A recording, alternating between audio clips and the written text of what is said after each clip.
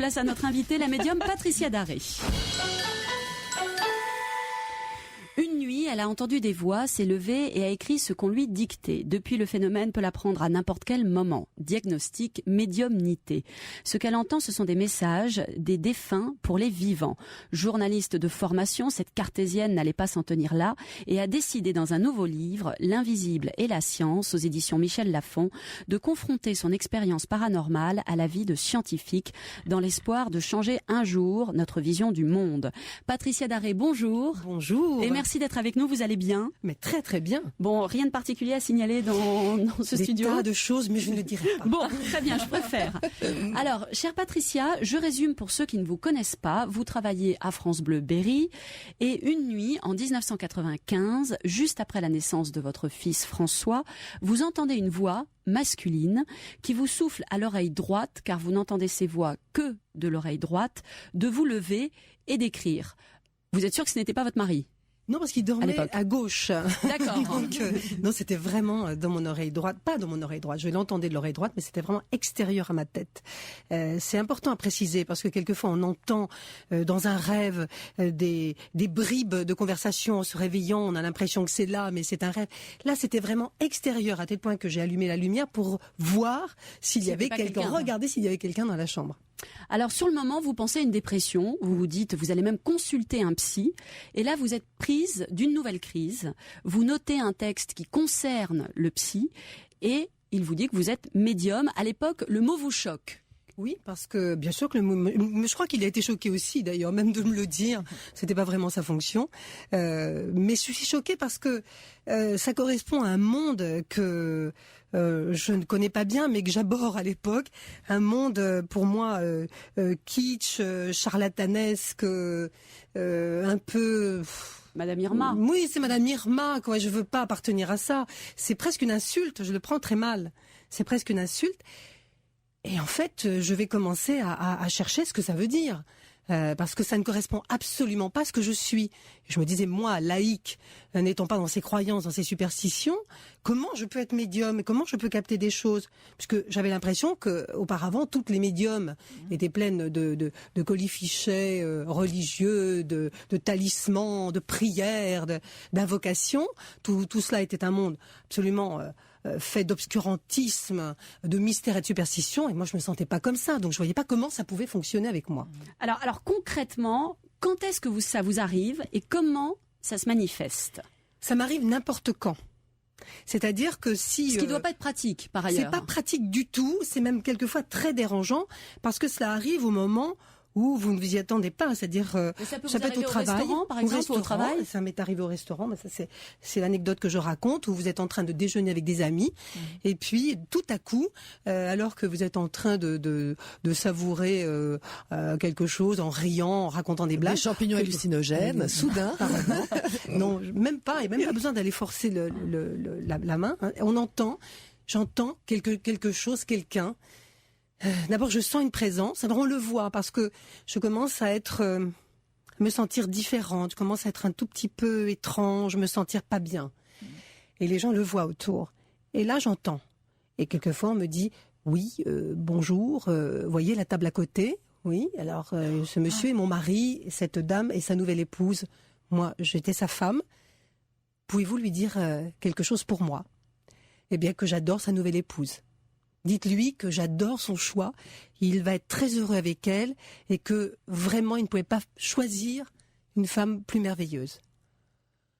C'est quand même très gênant. Mais alors là, qu'est-ce que vous faites? Vous vous levez, vous allez voir les voisins qui vous prennent pour une dingue. Voilà, oui, de toute façon être pris pour une dingue, ça c'est maintenant, je suis rodée, je suis blindée, je ne risque plus rien. Non, vous êtes obligé de le faire parce que vous êtes harcelé. Le problème, c'est que j'ai essayé 1000 fois de fermer les écoutilles en disant non, c'est pas le moment. Non, mais alors là, c'est pas le moment. Non, je peux pas. Et puis, on vous harcèle, on vous dit, mais c'est rien, vous le faites, ça va durer 2 minutes, faites-le, je vous en supplie. Sinon, comment je vais faire? Il n'entend pas, il ne m'entend pas. Mais est-ce que cette voix s'incarne? Est-ce que ça ressemble à quelque chose? Oui, alors, Tout d'abord, j'ai une sensation de malaise. Ça veut dire que le malaise est provoqué probablement par une présence électromagnétique. C'est comme une présence électrique que je ressens, donc ça me déstabilise physiquement. Ensuite, je ressens un caractère. C'est très curieux. Un caractère. Donc ça peut être de la colère, ça peut être ou un sentiment, de la tristesse, de la colère, de la joie, de l'ironie. Et ensuite, enfin, se dessinent des traits. Donc je vois c'est un homme, une femme, et je vois un physique. Mais tout cela est graduel. Ce n'est pas d'un seul coup. Ça se forme. Olivia, le temps.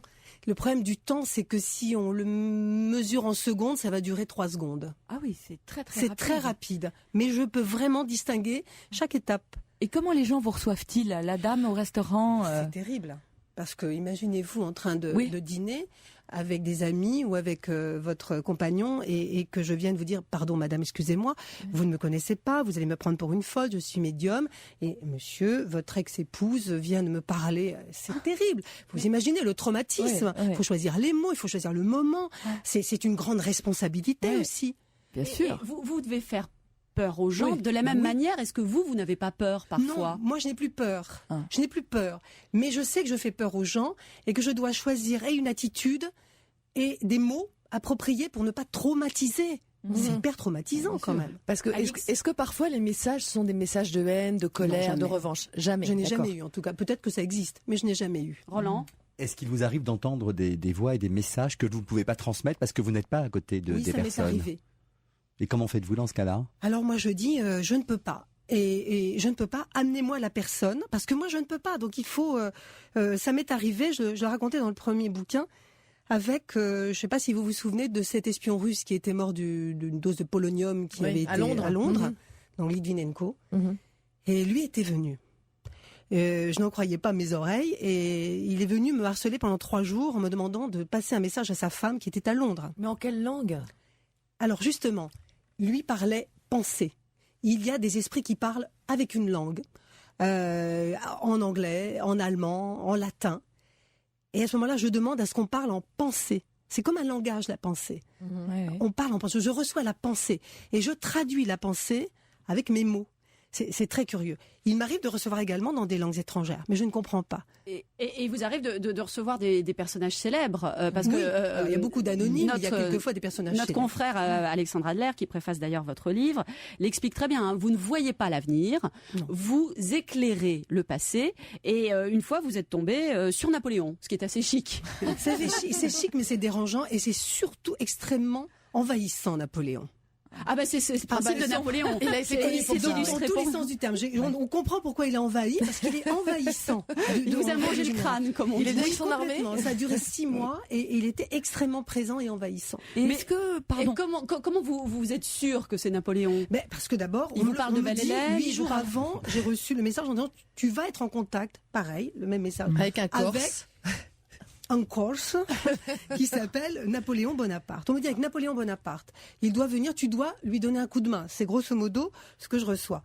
Un coup de main, Napoléon. D'abord, je dis, oh, ça va, oui, non, mais n'importe quoi. Donc là, je me dis, je suis un peu fatiguée. Et puis, 8 jours après, j'ai le message enfin, j'ai la présence qui s'incarne. Alors, comment s'incarne Napoléon? On me donne l'heure à peu près, toujours, l'heure de l'apparition de la chose. Une main sur le foie, un licorne? Non, pas vraiment. D'abord, c'est un immense charisme, mais un charisme intimidant, même quand on est médium. C'est-à-dire que j'étais intimidée devant cette présence énorme, charismatique, envahissante, une espèce d'intelligence d'être, un peu arrogant, enfin même très arrogant, et qui me dit cette phrase, parce qu'elle m'est restée, ainsi c'est toi qui dois m'aider. Je dis oui. Un cheval m'eût été plus utile. Et hop, il s'en va. Il dit ça avec ce ton-là. Oui, avec ce ton-là. C'est-à-dire, ça l'intéressait pas vraiment. Et ce qui est génial, c'est qu'il vous parle de De Gaulle. C'est-à-dire que Napoléon s'est tenu au courant de ce qui s'est passé après lui. Oui. Alors, et il vous dit que le général De Gaulle est un couard, quoi. Qu'en gros, il n'est jamais allé au front. C'est un satrape. Voilà. Le mot est exact, c'est un satrape. Et Olivia? les morts donc viennent vous parler, mais est-ce qu'à l'inverse vous pouvez convoquer les morts? Non, C'est-à-dire moi, est-ce je que vous peux pas, pouvez aller non. parler avec Absolument Sissi pas. impératrice? Non, Non. j'aurais bien aimé. Alors, J'aurais justement, adoré. on va parler de Sissi l'impératrice, enfin, et de princesse Patricia Daré. Vous restez avec nous, on se retrouve dans un instant. Nous sommes toujours avec Patricia Daré, en effet, qui publie L'invisible et la science aux éditions Michel Lafon. Alors, dans ce livre, Patricia Daré, vous confrontez votre expérience au savoir de scientifiques de tout poil, qu'ils soient historiens, archéologues, psychologues, astrophysiciens ou neurochirurgiens. Et c'est passionnant. Par exemple, il y a un chapitre sur l'hystérie où vous racontez que ce don de médium est essentiellement féminin, même si on sait que Victor Hugo aimait à faire tourner les tables. Pourquoi ça? Pourquoi ça? C'est une constatation. Alors, c'est une constatation que j'ai faite depuis des années. D'abord, le nombre de médiums femmes est supérieur au nombre de médiums hommes, que la plupart des médiums... Les grands marabouts qui sont pas forcément médiums, qui sont magiciens, c'est différent, qui font des actes de magie. Un peu de respect, Alix, pour la fonction. Il y a plus de sorcières que de sorciers. Voilà. Il y a beaucoup plus de médiums femmes et la plupart des médiums hommes sont quand même très féminins, ou un aspect très féminin. Et je me suis posé la question aussi dans les maisons hantées, les châteaux hantés que j'ai visités, les lieux où j'ai dû intervenir. Il y a toujours cette dose d'hystérie qui est très importante. C'est-à-dire que j'ai noté que quand il y a un lieu qui pose problème, le lieu évidemment est chargé, mais il faut chercher dans la famille qui habite le lieu qui pose problème, qui est en mal de vivre, quel est l'ado qui a des problèmes, quelle est la personne qui est hystérique, parce que c'est ça en fait. Il y a toujours l'hystérique qui est là. Et c'est plus des femmes. Oui. Que c'est plus des femmes. je vous Olivia cite, que c'est une réserve d'énergie sexuelle Oui. que vous utilisez pour rentrer Absolument. en contact avec l'au-delà. Absolument. C'est l'énergie sexuelle qui est utilisée pour entrer en contact avec l'au-delà. La plupart du temps, c'est pas un hasard si la plupart des vieilles médiums anglaises du 19e siècle étaient des vieilles filles qui faisaient tourner les tables avec beaucoup. Mais c'est vrai. Souvent, c'était des vieilles filles, des femmes qui n'avaient jamais eu de compagnon et qui étaient d'extraordinaires médiums. Mais alors, à contrario, Victor Hugo, qui avait une vie sexuelle intense, Mais quand il faisait tourner les tables, il l'avait plus tellement cette vie sexuelle. C'était en exil et la vie était devenue beaucoup moins faste pour lui. j'ai l'impression. Oui, alors moi je me dis que votre éditeur est un homme heureux et je me pose la question de savoir quand à 38 ans vous avez entendu ses premières voix et que vous n'en parliez finalement qu'autour de vous, comment il vous a connu, comment il est venu vous inviter au restaurant pour tenter de vous faire écrire un livre. Ça, c'est une chose assez incroyable. C'est une histoire extraordinaire. Moi, à l'époque, donc peu de gens savaient ce que je faisais. J'en parlais pas. J'avais un mari qui était encore en vie et qui était avocat, qui était maire de notre village, et je voulais pas qu'il y ait cette espèce de bruit, de rumeur autour de tiens, le maire, sa femme voit des fantômes. Vous voyez, c'est très vite fait en province. En plus, ça va très très vite. Donc, j'ai dit on se tait, on fait ça, on aide les gens, mais comme ça. Et puis, un jour, c'est en 2007, je reçois un message. J'étais avec quelqu'un qui me demandait des choses, enfin sur elle, enfin voilà. Et je reçois un message parce qu'on me posait la question sur 2012. Je dis qu'est-ce qui va se passer en 2012 ? On est en 2007. Qu'est-ce qui va se passer ? Est-ce que c'est la fin du monde ? On en parlait déjà. Qu'est-ce que je vais faire ? Moi, est-ce que je vais mourir en 2012 ? Qu'est-ce qu'il va y avoir ? Et on me répond en 2012. Tu vas être extrêmement occupée puisque tu vas toujours voyager, tu vas avoir écrit un livre et puis tu vas être notre ambassadrice, enfin plus ou moins comme ça le message. Et je dis toujours voyager. Oui, tu seras toujours partie. Là, c'est sur l'avenir pour une fois. Alors c'était le message que je reçois, mais moi ça me convient pas parce que je suis mariée, moi j'ai un enfant, j'ai mon mari va peut-être pas être tellement d'accord, j'ai dit mon mari va pas être trop d'accord et on me dit ton mari ne sera plus là. Wow. Et à l'époque, je dis mais il sera plus là. J'étais loin de penser qu'il allait tomber malade. Je dis mais il va divorcer, donc il va me quitter. Tout de suite, c'est la femme qui dit ça y est, il y a anguille sous roche. Non. Tu veux en savoir plus ? Et là, je dis non, je veux pas en savoir plus, ça va. Et je vis avec ça. Je trouve ça étrange comme message, ça m'inquiète un petit peu. Et en 2009, il m'annonce qu'il a un cancer. En 2010, il décède. Et là, quelques mois après, il décède en octobre 2010 et je suis assez anéantie par tout ça, la rapidité, toutes ces choses-là. Et 3 mois après, je reçois un coup de fil de Michel Lafon, qui avait vu dans un journal parisien une interview que j'avais livrée, mais à l'époque en tant que journaliste du Berry, sur l'histoire des sorciers en Berry. J'avais répondu à quelques questions d'un journal et il avait lu ça.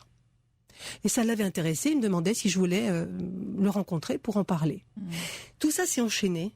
Et aujourd'hui, c'est exactement ce que disait le message, c'est-à-dire que voilà, tout s'est enchaîné de manière assez extraordinaire. Patricia Darret, est-ce que vous arrivez à converser avec vos défunts? Au début, oui. Maintenant, non, parce qu'ils n'ont plus besoin. Tout le monde est parti évoluer dans son petit coin. Il n'y a plus besoin, en fait. Vous savez, ce que j'ai remarqué, c'est que on a besoin de converser tant qu'on n'est pas sûr de soi. C'est idiot ce que je dis. On a besoin de parler avec les défunts tant qu'on n'est pas sûr d'avoir tout réglé avec eux, d'être aimé d'eux, d'être pardonné, de se pardonner. C'est un travail psychologique. Le jour où on est clair, qu'on sait que ils vivent encore, qu'ils mènent leur vie, qu'on les reverra forcément à un moment ou à un autre, on n'a plus besoin et on laisse aller. Oui, mais ce que vous Alix. dites, c'est que c'est plutôt les défunts qui font appel à vous, plus Oui, que des gens. Donc bien c'est dans sûr. l'autre sens. Peut-être qu'il y a des gens à qui vous venez dire des choses et ils n'ont pas envie ou ils sont pas prêts à l'entendre. Absolument. Les défunts viennent quand soit quelqu'un de leur famille est a un problème, culpabilité, chagrin, dépression, soit quand eux n'ont pas réglé, les défunts, le problème. En ce qui concerne les miens, tout était réglé. On était sur une bonne fréquence et tout le monde est parti vivre allègrement. Je sais que de toute façon un jour on se retrouve tous et que tout va bien. Donc il n'y a plus ce manque. Olivia? Et il y a les voix que vous entendez et il y a aussi les fantômes que vous voyez. Oui. Oui, ce sont deux choses différentes. Le fantôme, je ne le compare pas au défunt qui vient me voir. Le fantôme, c'est une espèce de personnage rémanent dans des lieux, sur des endroits particuliers. C'est celui qui est là, enfermé, et qui nous voit ou qui ne nous voit pas d'ailleurs. Il ne nous voit pas toujours, le fantôme. Hein. Il vit dans son petit monde, il est enfermé là depuis des siècles. Il tourne en rond, il refait les mêmes gestes, sans pour autant nous percevoir. Juste pour en revenir à ce livre, Patricia Darret, vous avez un moment un dialogue avec un astrophysicien et vous dites qu'en gros d'ici 200 ans, on aura compris pourquoi certaines personnes, pourquoi on arrive à rentrer en contact avec les défunts. Vous dites que tout le monde a cette capacité. Tout le monde ne l'utilise pas et qu'en gros, pour aller au devant d'un mort, il faut aussi en avoir envie. Ah oui. On a les fantômes qu'on mérite, quoi, en gros. Si on en a envie, si on a envie de travailler cette possibilité, on y arrive. Mais si ça n'intéresse pas, c'est comme si moi demain vous me demandez de devenir une grande cuisinière. Je suis absolument incapable aujourd'hui de vous dire que ça m'intéresse. C'est comme ça. Mais si je m'y attelle chaque jour en faisant mes recettes, je vais arriver à un petit niveau, mais j'arriverai à quelque chose sans doute. Mais vous pourriez former des médiums. On peut pas former quelqu'un. On ne peut pas enseigner la médiumnité. Ouais. Mais chacun peut développer sa médiumnité. Ouais. Mais il y Voilà. a tant de gens, Patricia Darret, qui essayent de rentrer en contact avec leur mort sans y arriver. C'est pas Parce si qu'il ne... simple. Oui, mais pas pour les bonnes raisons. On essaie de rentrer en contact juste pour pour se consoler. Ce n'est pas pour les bonnes raisons. Rentrer en contact avec un mort, il faut être complètement dans un grand détachement, avoir lâché prise et entrer en contact dans une vacuité totale, psychologique, morale, affective. Si on est plein de chagrin, plein d'attentes, plein de culpabilité, ben on bloque tout. Vous savez, ce sont des sentiments qui sont extrêmement négatifs et qui bloquent absolument toute communication. Patricia Darret, vous restez avec nous. On se retrouve dans un instant avec la question du jour et c'est à vous qu'on va la poser exceptionnellement. À tout de suite sur Europe 1. Il n'y en a pas deux comme elle. De 15h à 16h sur Europe C'est avec vous, Marion Ruggieri. Vous accompagne aujourd'hui Olivia de Lamberterie, Alix Giraud-Delin, Roland Pérez et votre invitée, la journaliste et médium Patricia Darret. Et c'est la question du jour. Y a-t-il, donc cette question, elle s'adresse à vous, Patricia Darret. Y a-t-il un endroit où tous ces défunts sont réunis? Sont-ils ensemble? Sont-ils ici avec nous? Sont-ils ailleurs? Et si oui, est-ce qu'on va les rejoindre? Alors, Ça fait beaucoup de questions en une, mais je profite de votre présence. Surtout ça. Évidemment. on peut trouver Est-ce qu'ils des ont tas suivi de- les défilés? L'habillement, il y en a qui s'habillent, qui continuent de s'habiller, de fumer, de boire, génial. de chanter. Ça, c'est Et il y a pour des vous, Alice. activités Ouais. absolument incroyables. Ils ont encore besoin. Voilà. Il y a pas, oui, c'est très. Moi aussi, j'ai été très frappée par beaucoup de choses. Il n'y a pas un endroit. Il y a des dimensions. Alors, endroit, vous voyez, c'est même pas un terme qui est très très propre à cela. Il y a des espaces où ils sont pas tous ensemble. On a l'impression, depuis des centaines d'années, on a stocké nos défunts dans une espèce de boudoir de Versailles. C'est un petit peu la proportion. Un petit boudoir, il y aurait tous les défunts, et puis après, on ne sait pas. Non. Il y a pas des dimensions. Ghostbusters. Non, pas du tout. Ils sont pas stockés là. Ils sont avec nous, mais ailleurs. En même temps que nous, mais avant et après. Dans C'est une la autre grande dimension. difficulté, dans une autre dimension. Et pas forcément toujours disponibles pour parler parce qu'ils ont des activités. Mais ils peuvent être avec nous si, à un moment ou à un autre, il y a en nous une activité ou une pensée, parce que c'est nous qui activons l'au-delà. L'au-delà n'existe pas quand on ne l'active pas. Il est activé par nous. On active. C'est un logiciel qu'on doit mettre en marche l'au-delà pour qu'il existe. Et en fin de compte, quand on l'active, quand on y pense, quand on lit, alors effectivement il y a des manifestations parce qu'on on est sur des fréquences. On appelle des fréquences. Comme en radio. Comme en radio, c'est exactement le même schéma que la radio et que l'ordinateur. Ça marche de la même façon. Est-ce qu'on les rejoint? Oui, pas tous. Pas tous en même temps. On peut rejoindre des gens. Alors c'est très curieux parce qu'on rejoint après la mort. Il y a des gens qui nous attendent. Alors souvent on est attendu par des gens qu'on connaît bien et qui nous aiment parce que voilà, on nous aide à passer de l'autre côté. Mais on peut aussi retrouver des gens. On dit tiens. J'avais oublié complètement cette personne. Ah, vous voulez dire des gens avec qui on s'entend pas? Non, ça n'existe pas. On est toujours avec des gens qu'on aime. Les ennemis ou les gens avec qui on s'entend pas, généralement parce que c'est les fréquences. Donc on est sur des fréquences qui s'attirent, non pas qui se repoussent. Ici sur Terre, on est tous mélangés. Donc c'est plus difficile de faire son chemin parce qu'on est tous mélangés. On doit gérer toutes les fréquences de tout le monde. Là-bas, on est toujours avec des fréquences qui sont compatibles, mais pas forcément avec ceux que l'on attend ici. Quand on passe de l'autre côté, généralement, il n'y a plus d'attente. Ici, on attend. On veut retrouver son grand-père, sa grand-mère, son mari, etc. L'autre côté, quand on passe, on n'a plus d'attente. On est. Donc, on est avec ce qu'il y a. Et Massimo Teodorani, dans le livre, le démontre en physique quantique, quand deux particules ont été ensemble pendant un certain temps, même si elles sont séparées dans l'infini, elles continuent de communiquer. C'est ce que démontre la physique quantique et ça marche comme ça. On n'a pas besoin de les voir pour être avec eux. C'est-à-dire qu'on est toujours avec ceux qu'on aime. Donc on les rejoint et on en est conscient. On est conscient que même si on les voit pas, on est avec eux. Donc, Alix, vous êtes en train de nous dire qu'il y a des scientifiques qui croient à ça tel que vous le décrivez. C'est pas qu'ils croient, c'est qu'ils ont trouvé. Il y a eu des équations en physique quantique, c'est ce que Teodorani explique dans le livre. Il y a une très belle démonstration en physique quantique qu'on a trouvé aujourd'hui que des particules qui ont été ensemble, qui se sont transmises des informations, même si on les sépare et si elles se trouvent à des années-lumière, elles continuent de communiquer. Elles sont indivisibles dans l'espace et dans l'éternité. Roland? Qu'est-ce que vous pensez justement de ceux qui affirment, ceux qui sont en mort, vous savez, ces morts un peu accidentelles, où ils racontent tout leur parcours, ce long tunnel, etc. Qu'est-ce que vous en pensez? Je pense que ce n'est pas la mort. Voilà. Moi, je pense que c'est une projection, c'est quelque chose qui se passe dans un monde un peu, on va dire un monde subtil, certainement, mais ce n'est pas la mort. Parce qu'il y a les tunnels avec les belles expériences, les anges qui vous attendent. Et puis, si vous avez remarqué que ce ne sont jamais les mêmes descriptions qui sont données, hein. Chacun a son Dieu, chacun a son ange, chacun a son tunnel. C'est une projection de soi, de sa propre conscience. Mais ce n'est toujours pas la mort puisqu'on revient. Donc c'est pas la mort. Et puis il y a aussi les expériences infernales. On n'en parle pas, mais il y en a qui sont en enfer pendant ces quelques minutes, qui vivent un véritable enfer et qui reviennent.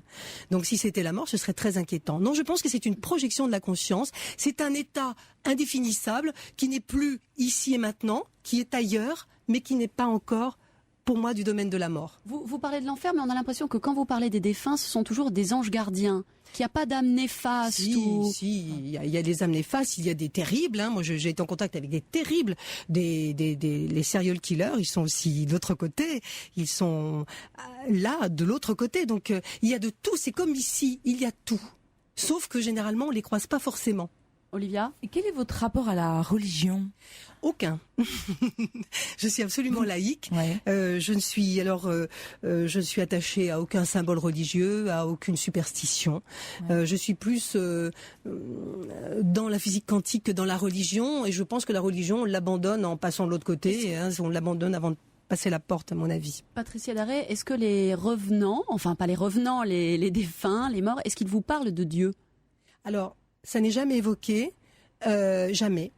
Quand on pose la question, mais Dieu, ils disent, mais Dieu, j'en suis aussi loin que toi. J'ai rien vu. Il n'y a pas de lumière. Il n'y a pas de lumière. Ceux qui parlent de Dieu sont ceux qui font justement ces expériences aux frontières de la mort. J'ai vu Dieu. Alors les enfants disent j'ai vu Dieu parce qu'ils ont vu un gros clown ou un gros lapin, mais ils savent que c'était Dieu. Il y a des gens qui voient un être, un oiseau, c'était Dieu. Donc c'est vraiment une représentation personnelle de la divinité, mais il n'y a rien d'objectif. Dieu, on ne sait toujours pas. Patricia Daré, juste avant de se quitter, vous dites il y en a qui sont habillés, il y en a qui ont des activités, qui font la cuisine, qui chantent, qui fument, qui se lavent les cheveux aussi, qui se lavent les cheveux, qui se ça jamais, Alix. Qui continuent à se faire des vêtements, et on leur dit mais vous n'avez plus besoin. Oui, mais si j'en ai encore besoin, ça me fait encore plaisir. Coco Chanel. Voilà, ça me fait encore plaisir. Il y a des gens qui jouent de la musique, qui composent, mais on n'avait plus besoin de musique. Mais si, la musique fait toujours plaisir. Mais par opposition, il y en a qui sont tout nus alors. Et il y en a qui n'ont plus besoin et qui ne sont plus en représentation. Il y en a qui se représentent et d'autres qui ne se représentent plus. Ouais. C'est vraiment la création de la conscience. On est un souffle de conscience qui peut créer indéfiniment. Mais donc il n'existe qu'à travers nous. Bien sûr. Ouais. Autour de cette table, vous avez déjà eu des expériences surnaturelles, paranormales Alix? Non, mais très rapidement. Alors, très rapidement. Mais j'avais fait un reportage sur les gourous pour elle il y a 2 ans et on m'avait fait rencontrer un chaman péruvien.